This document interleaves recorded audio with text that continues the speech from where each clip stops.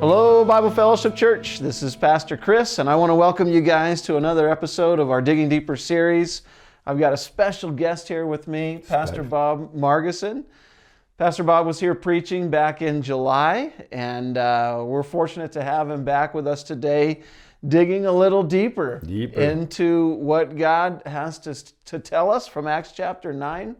Bob, there was a pretty incredible scene that plays out there at the end of chapter 9 as Peter is brought into the home of this woman who's dead. Yeah. And they've gone to pull Peter in because they're hoping that he can pray and a miracle will take place. Yeah. Yeah.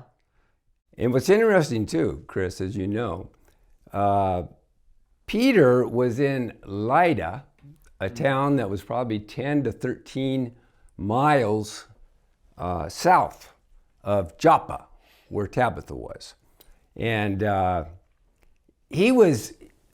all kinds of people came to know Christ in Lydda. And so we just think, well, yeah, Peter would say yes to go there. But I'm sure Peter's going, no, wait a minute, God.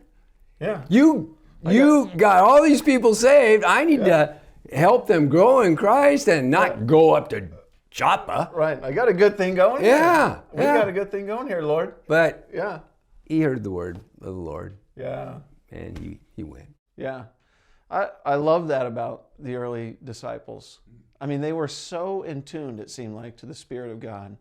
But yet they were ordinary people. Ordinary. Yeah. But God was speaking and they were responding. And so he took off. Yeah. He went up to Joppa and he encountered a scene there that was probably not unlike a scene he had seen when he was with Jesus. No. So he was kind of familiar with this, but the pressure was on. Yeah. I mean, I think I put myself in his shoes and I think, whoa, I'd probably be a little nervous. I'd be like, Lord, please, you got to show up. Yeah. You know, And Peter, by his very nature, was, how would you say it? Spontaneous. Wasn't he? Oh yeah. He was spontaneous, and that can be a great gift as a believer, because sometimes we get so caught up in our routine that we don't hear God's voice. Yeah. Oh yeah. But that is a sure sign of a kingdom hero. For sure. Is they hear the voice of God. They hear the voice of God. Yeah. You know, that's a great point. I think God is constantly speaking to us, Bob. Like, it's not that he's never speaking. Right. I think there's always that opportunity to hear from him. Yes. And one of the things that I've discovered in my own life is if I get too one-tracked or too selfish in my ambitions or whatever it is, I tend to stop listening.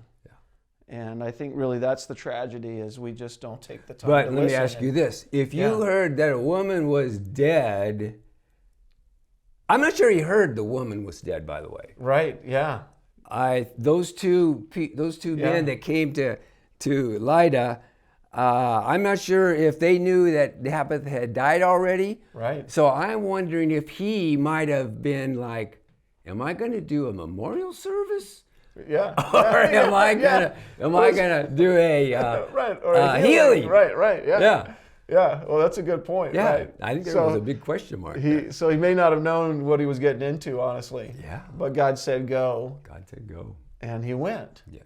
Yeah, it was pretty powerful. Yeah. You know, if God says go and you go, I guess you can walk with assurance that he's going to take care of the details. Yes. You know what I mean? Just like this podcast. Yeah, right? Yeah, just go and he'll take care of the details. Yeah. Right. So hey, check this out. Here is a definition of Bible definition of a kingdom hero. Yeah, let's hear it. Listen to this. Yeah. Here it is. A selfless servant who is wise and obedient to God's call. That's what you're talking about. Wow. Yeah. Obedient to God's call. Yeah. And it begins with being selfless. Yes. Yeah. Yes. Yeah. That's a great definition. I met with a fella today. We spent 2.5 hours catching up. Yeah. Yeah. Ron Vom Stieg is this brother's name. he spent 20-some years at this church as a pillar of this church. And he follows under this definition. He was a selfless servant. He was wise, sometimes too wise for his own britches, but he was wise, and he was obedient to God's call. Yeah. At 80-something, he's still serving the Lord with kids who nobody wants to work with. Yeah. Yeah, you were telling me about him earlier. Yeah. Is that a hero, a kingdom hero, or what? Yeah. That is... it's a picture of running the race with perseverance, right? Exactly. To the finish line. Exactly. Yeah. Yeah. But when you get to be 80-something years old... Well, you kind of give yourself a pass, right? You're like... Well, yeah. Most people 80 years old are going, hey, I've done my time, man. Right. You're like, yep, I ran the race. Yeah. You guys run it now. No. Ron Vom Stig is still running. That's awesome. Running hard, by the way. Yeah. In serving the Lord. Yeah. Oh, he's my hero. Well, we may have some older folks watching these videos, and maybe that's an encouraging word for them, Bob. Yeah. Keep running. Well, he encouraged me today. Yeah. So I'm just passing this on to you folks. Yeah.